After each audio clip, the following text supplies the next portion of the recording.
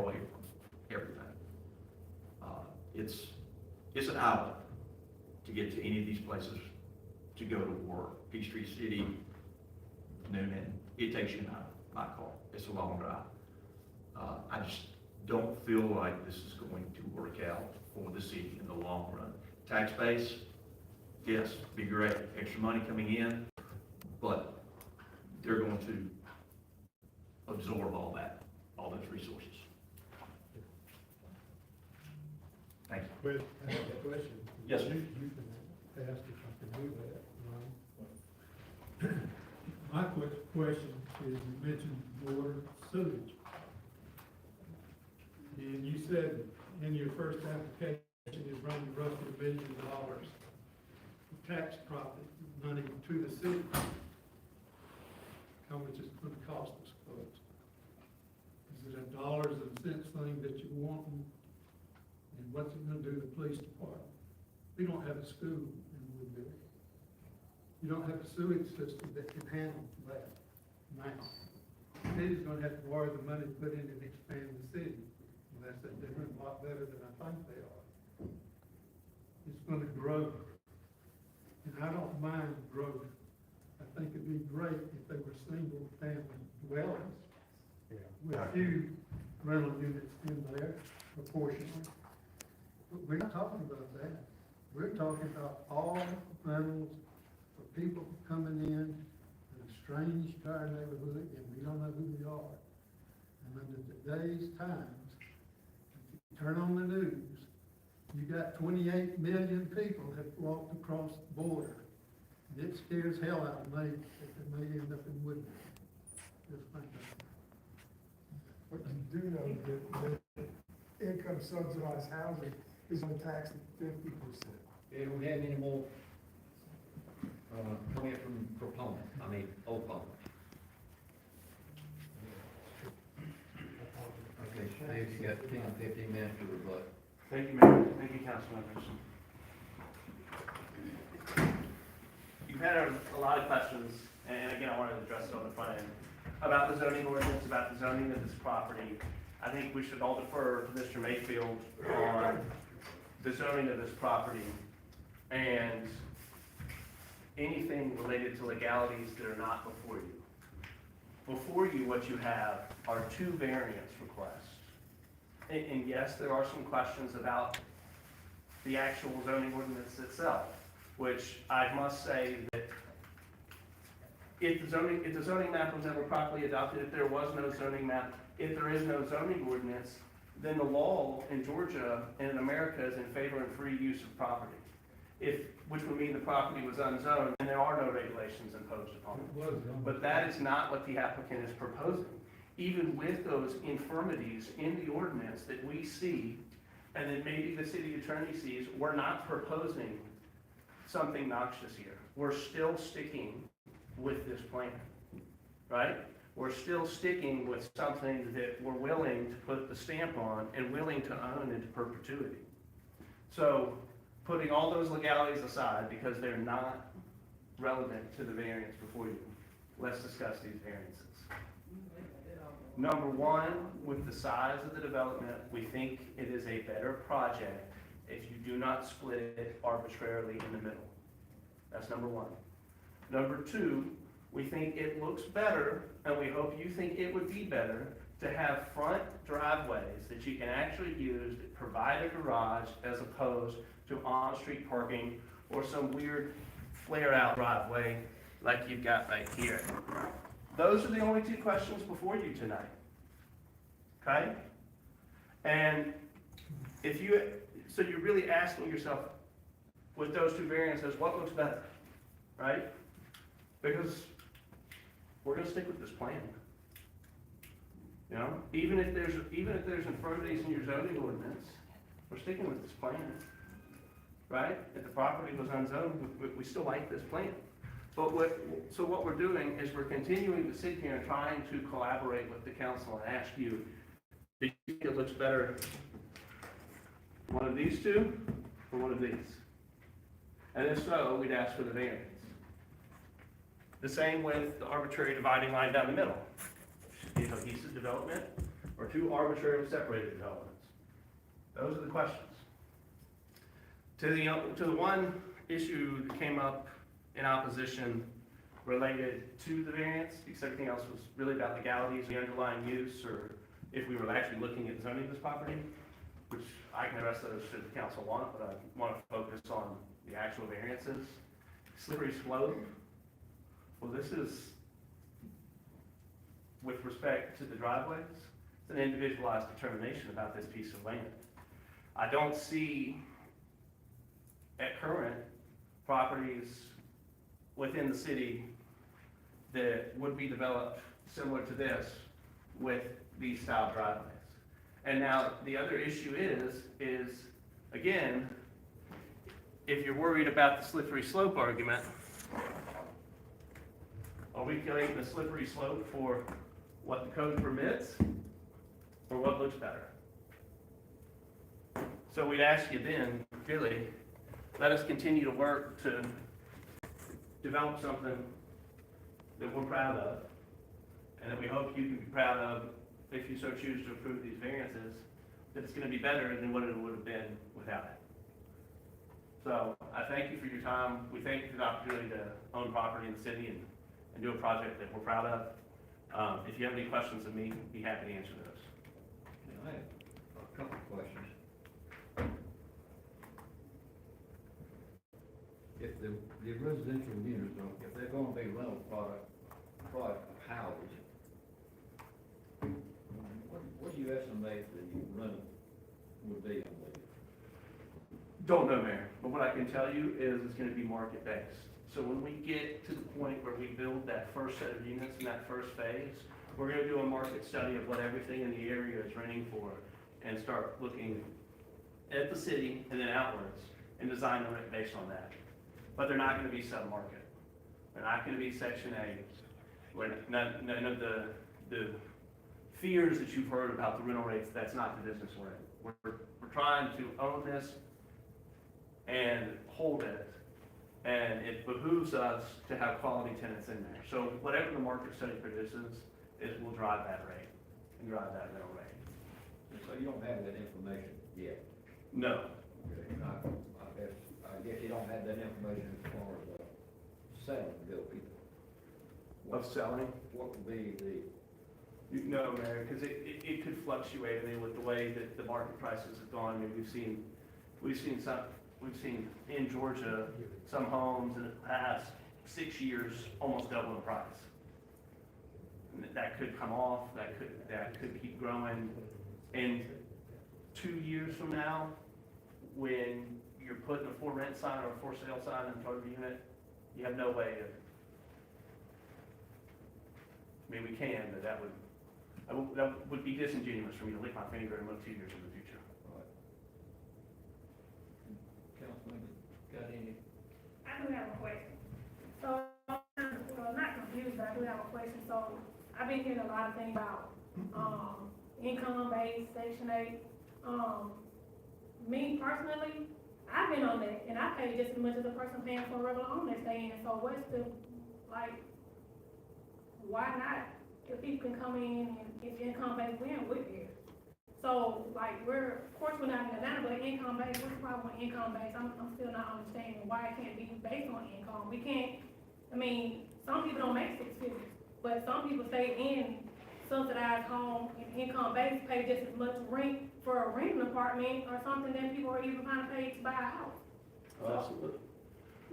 We do not develop under those government, federally funded assisted programs. That's just not who we are, and not the proposal for this project. It'll be market-based, so that it will be market-based, so that, you know, I folks think who you're already. saying market-based, but you can't give us an exact total of what it could be. Is it $1,200 a month or something like that? I mean, So if the average 3-bedroom in Woodbury was went for $1,200, and you kept drawing mile circles around, and that it said that $1,200 will rent, let's say a 3-bedroom, or whatever that specific unit happens to be, that will drive the rental price. It's based on what comparable units are renting for at that specific time. And that's what I say, 2 years from now, that number could go up, it could go down. I mean, the way we're trending now with housing, that's one of the reasons that there's this huge demand for build to rent, is because young folks coming out of college, early families, it's hard to get to a point of where single family house or for sale housing is now to buy. That's why you've seen the huge uptick in this particular ownership model, because you get all of the benefits and you can move into a family-oriented development now without, it's the bridge between an apartment style and, traditional for sale. And like, I'm all for the housing coming in, but sometimes I guess when you're reading things and sometimes it's communication of how we're reading things to interpret things. So like as far as the letter that was sent through the email to me, I can't speak for myself, it's like, it's not what you say, it's how you say it. So basically, if we say yes or no to the variance, you're still going to do it anyway. So that's how I perceive the email, and when I'm reading the email, and then we have all these quotes from the law and all, we don't do this. Apparently, you guys have been looking at the area for a while and noticed that we probably didn't have this on the map. I'm not aware of it, so it's like, they've been studied for the area for that, and knowing that we didn't have it, so okay, let's go ahead on and proceed with this area. That's how I took it. I might be wrong. The way I took it, like, you guys have been looking at this area, knowing they don't have a map, let's go ahead and do this, because if they don't let us, we'll do it anyway. Once again, I'm not against having apartments. I think we need something. We need to grow. We do need to grow. I do get that. But it's like how the message was delivered to me is kind of conveying, like, no matter if we say yes or no, we're still going to do it. So that's how I perceive the email and information that was brought to us. I completely get it, and I appreciate the opportunity to address that, because that always comes up in zoning. And Mr. Mayfield can address it further, you don't take it from me. The way Georgia law addresses zoning is I have to put all my objections and legal arguments before you make your decision on this variance. So I have to, and that's the funny thing, I have to put all this stuff in writing before you vote on it to preserve clients' rights. And so the flip side of that, why I don't agree with it, I mean, this is a policy issue, but from a procedural standpoint, is if my grandmother gets up here and, I didn't do this for a living, and she's asking for a variance on her porch to build a bigger porch so grandpa can get out there in his wheelchair, right? She doesn't know she has to do all that to preserve her rights on the variance. It doesn't make a lot of sense. But what that is those are all the potential legal arguments we could make before you. Instead of me standing up here and making them, preserve them on the record, which the law says I have to do, otherwise I'm not fulfilling my obligation as an attorney, I just put them in writing. But to your point about when did this issue come up about the zoning ordinance potentially being invalid, which, if there was no zoning map attached, then the law says it is.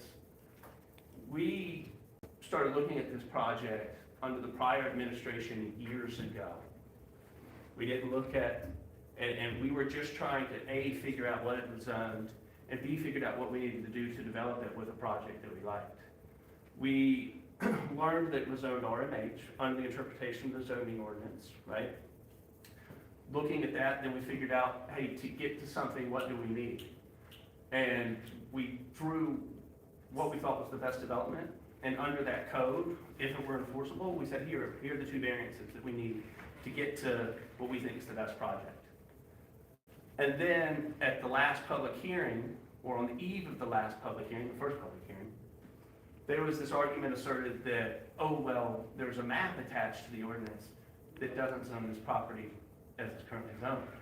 But when you look at the law, the unfortunate consequence of that is that then if that is the case, appears to be the case, then there's no zoning ordinance, then there's no zoning applied to the property, and the property is unzoned, and there's no zoning regulations applied to it, period.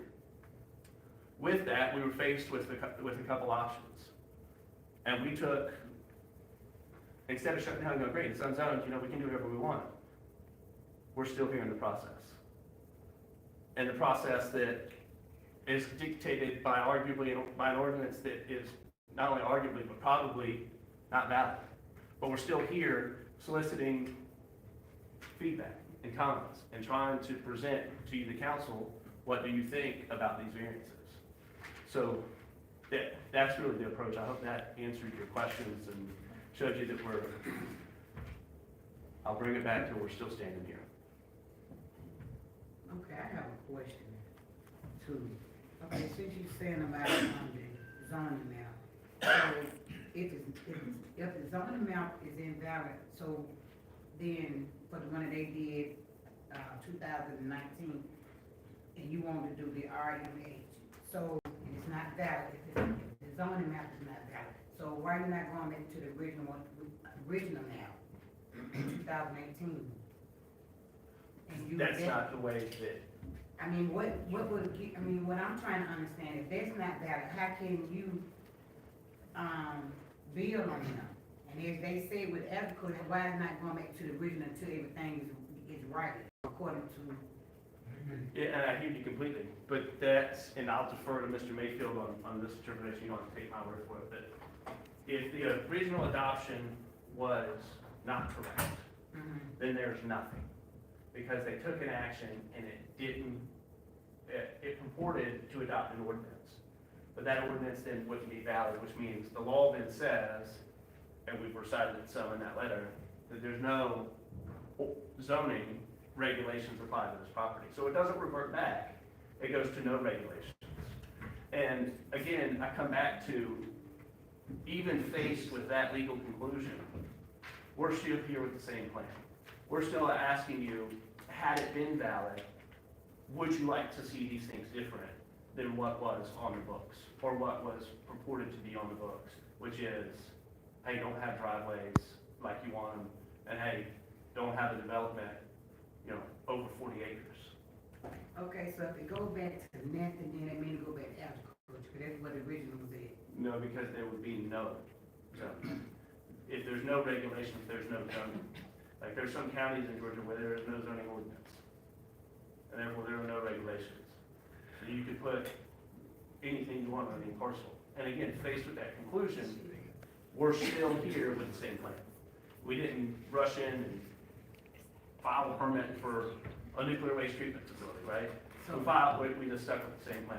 So basically, when Councilman Hartman was saying, basically, so when you came in, y'all already knew that we didn't have a zoning map. No, ma'am. We came in under the prior administration trying to figure out what the zoning was, okay?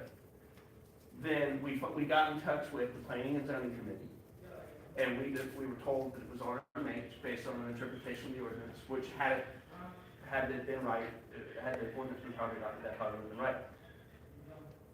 We proceeded on that, and based on that zoning district that we were told applied to the property, identified the variances that we're talking about tonight.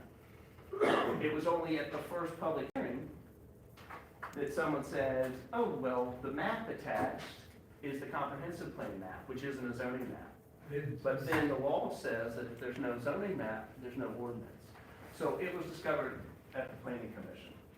Okay, so there was, in the zoning map, there was three that were trying to, there was three of them aside the, RMH, it was two of them that would have dealt with single family home, choose to bring single family homes in it.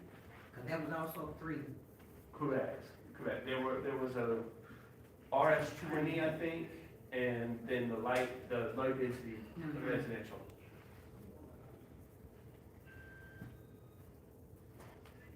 I don't know what the density is on the low residential, but again, as I pointed out earlier, we are not maxing the property out under the RMH if the ordinance were enforced.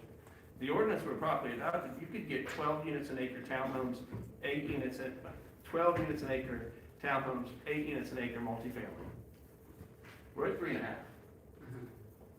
So we drew something and designed something that we think would work for what the demand is, that we could build a product that we like and can stand behind, and design it with sufficient open space, amenity, and landscaping that looks good. We didn't max it out. Now, if we wanted to max it out, you could do something.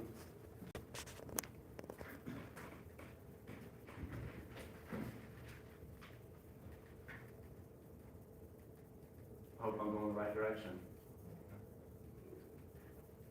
How was it?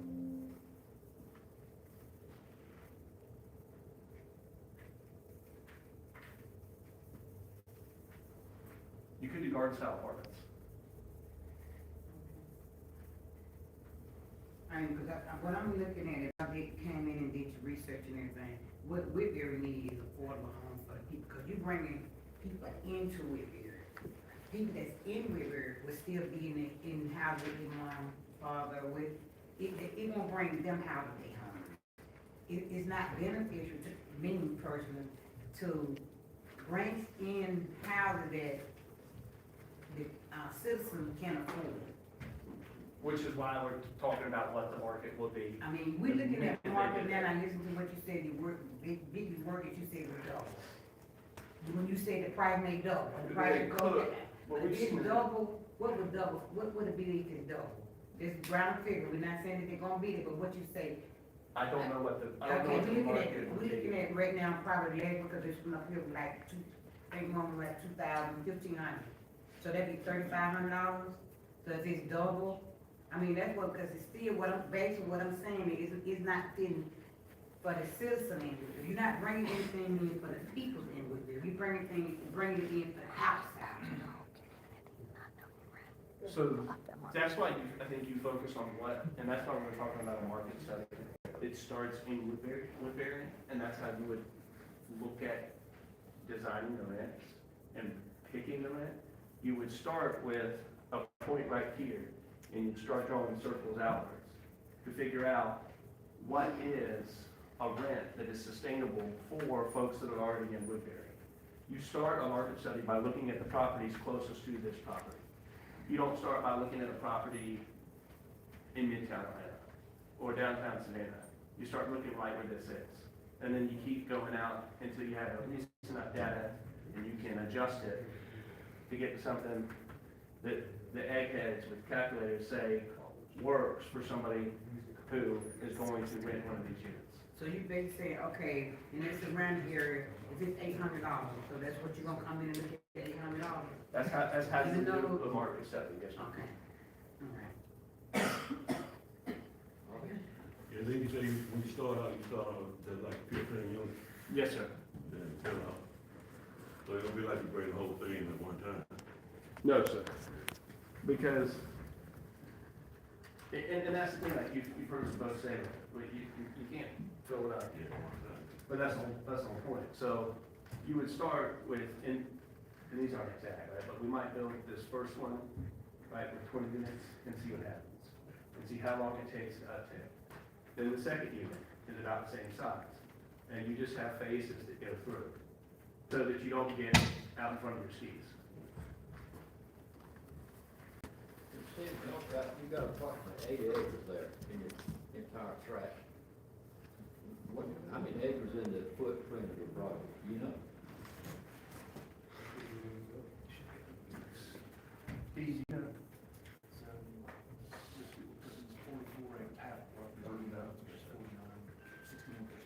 Yeah, 61% of the total. So, 61% of your 80 acres is correct. So 38.5% is what's being developed, and I'm not the math guy, Steve, so let's see. That'd be 30 acres developed. 30 acres out of 80. Now. For the future. Would you be, we might, I'm gonna just go several ways with this vote, but, would your, company or developer be open to maintain the proper landscaping, the shrubbery, all that for in perpetuity? Yeah, so that's the great thing there, is when you, absolutely. So when you got it entirely under one owner, the resident doesn't maintain the lawn. They don't maintain the paint on the outside. A lot of times we'll go in and check the air filters because that makes the air conditioning units last longer. You know, it looks like a better product. There's this visual, and I don't have it, but there's this neighborhood in North Carolina that half of it was owner occupied and half of it was under single ownership. And they do a drone, and you can tell the difference, because some folks in the owner occupied keep their stuff looking nice, some folks don't. But then when you get to the side that's under common ownership, it's all maintained the same, and it's all maintained well. So to answer your question, yes, and that's part of the model. Okay, so if you, say after several years, you have units out there, some of them are vacant, are you still maintain those units Absolutely. and the landscaping around the old units? Yes, ma'am. So maintaining it, is that included in the price for the rent or separate? That's in the price for the rent, because we have to maintain the product, right? And if you made it an add-on to maintain the unit, well, then that person's gone, and the unit's not maintained. And your other units around it look less attractive. Any other questions? All right, I'll allow one more question. Do I need to walk up there? You can. Good, hold on to the key. Folks, this is a good example of putting the cart before the horse. We brought up Tony, he just told you, get your zone. If it's not what we want, we're gonna do it anyway.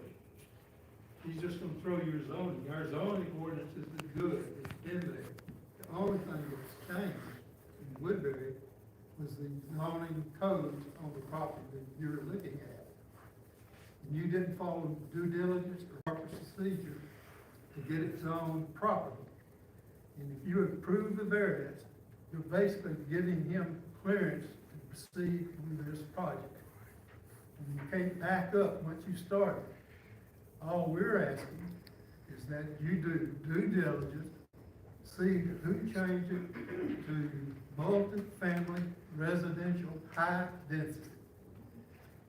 And look at what that means.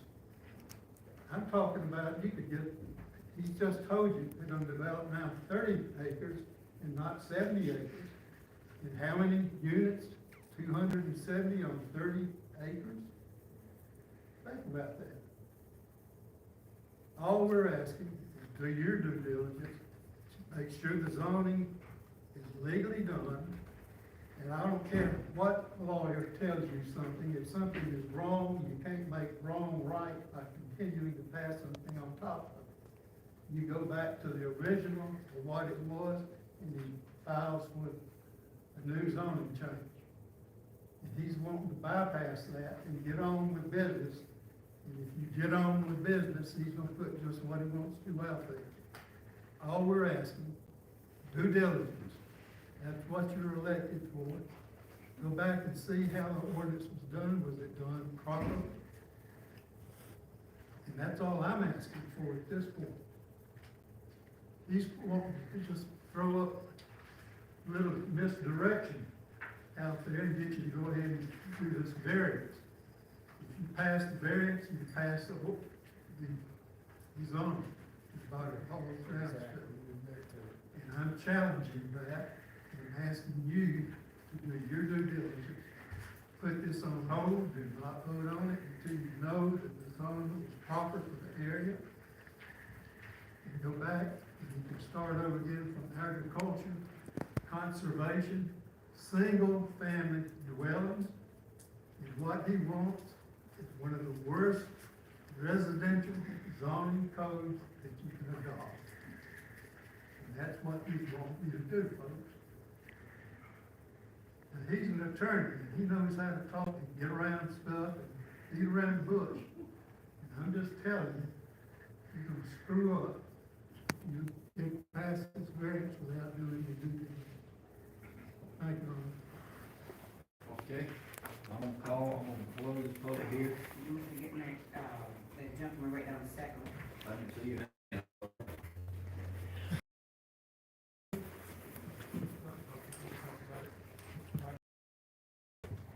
Hey guys, my name's Randy Davis. I'm listening to what our neighbors are saying, and I'm building a church in Pike County, it's taken me a year to even get to start building. So what he's saying is what I'm agreeing to.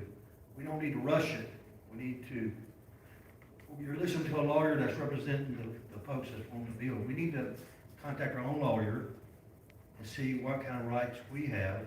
If that zoning is what he's saying, if it reverts back to what he says, or does it revert back to what, our lawyer that's wanting to build says. We need to not rush it, we need to slow down a little bit, contact our own attorney and see what they tell us and get advice from them, and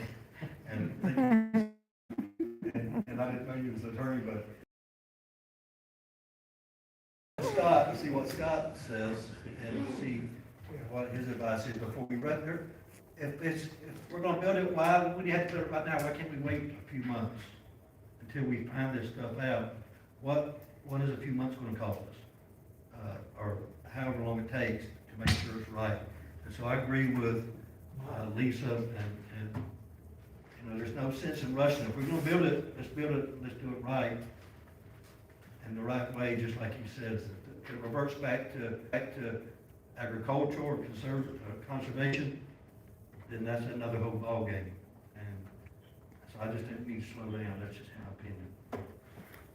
Okay, I'm gonna call this public hearing, to a close.